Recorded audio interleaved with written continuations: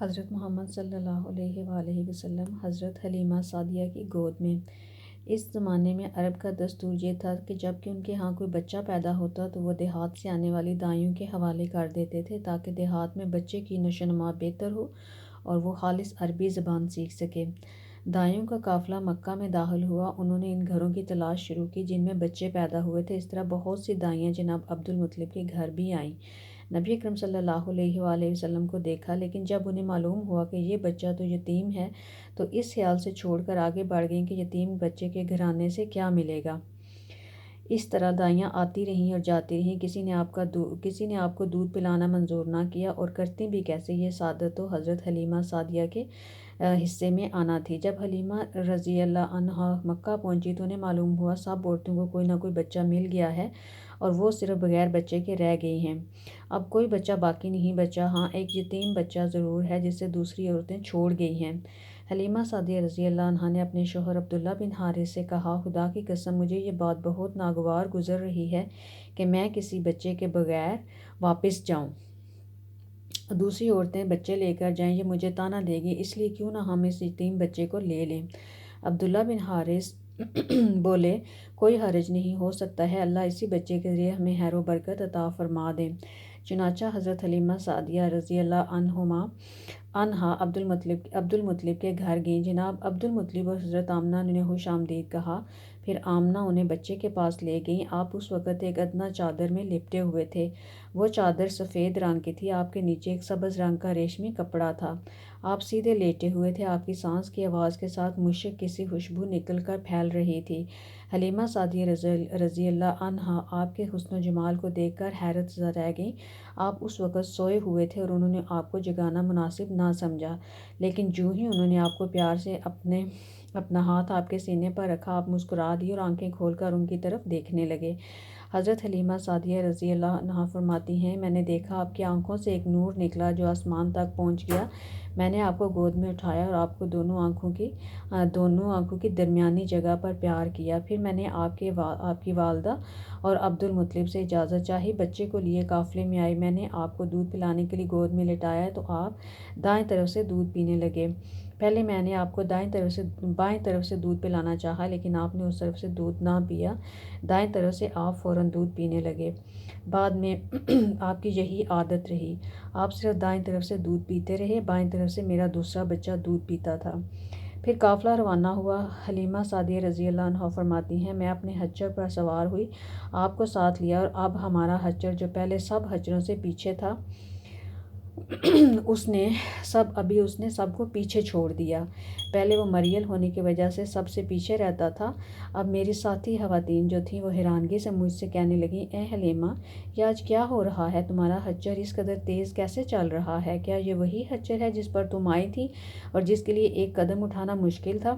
جواب میں نے ان سے کہا، بے شک یہ وہی خچر ہے، اللہ کی قسم اس کا معاملہ عجیب ہے۔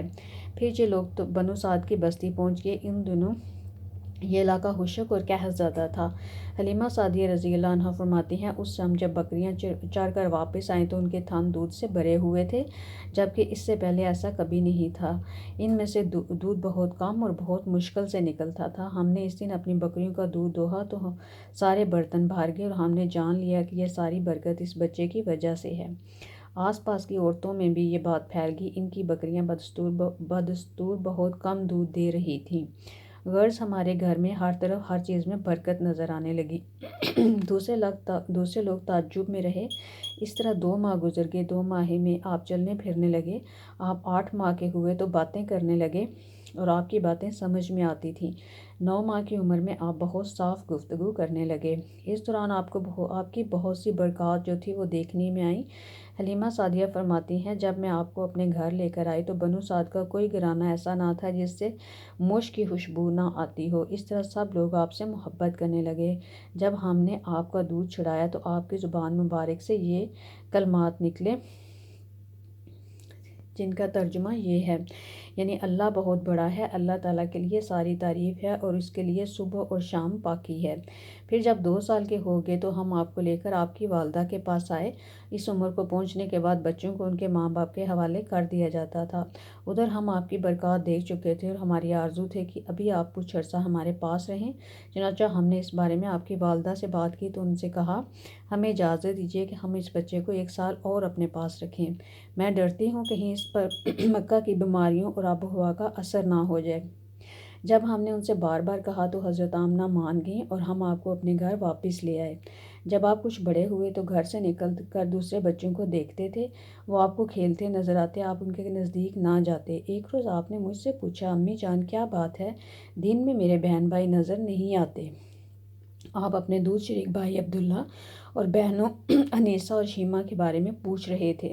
حلیمہ رضی اللہ عنہا فرماتی ہیں میں نے آپ کو بتایا وہ صبح سویرے بکریاں چرانے جاتے ہیں اور شام کے بعد گھر آتے ہیں۔ یہ سن کر آپ نے فرمایا مجھے بھی ان کے ساتھ بھیج دیا کریں۔ اس کے بعد آپ اپنے بہن بھائیوں کے ساتھ جانے لگے۔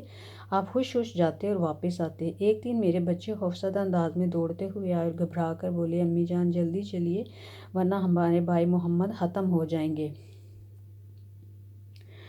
یہ سن کر حلیمہ رضی اللہ عنہا کہتی ہیں کہ ہمارے تو ہوش اڑ گئے، دوڑ کر وہاں پہنچے، ہم نے آپ کو دیکھا آپ کھڑے ہوئے تھے، رنگ اڑا ہوا تھا، چہرے پر زردی چھائی ہوئی تھی۔ یہ اس لیے نہیں تھا کہ آپ کا سینہ چاک کیے جانے سے تکلیف ہوئی تھی بلکہ ان فرشتوں کو دیکھ کر آپ کی یہ حالت ہوئی تھی۔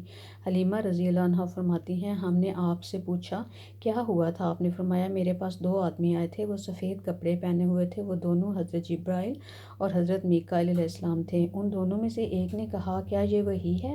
دوسرے نے کہا ہاں یہ وہی ہے۔ پھر وہ دونوں میرے قریب آئے، انہوں نے مجھے پکڑا اور لٹا دیا۔ اس کے بعد انہوں نے میرا پیٹ چاک کیا اور اس میں کوئی چیز تلاش کرنے لگے۔ آخر انہیں وہ چیز مل گئی، انہوں نے اسے باہر نکال کر پھینک دیا۔ میں نہیں جانتا وہ کیا چیز تھی۔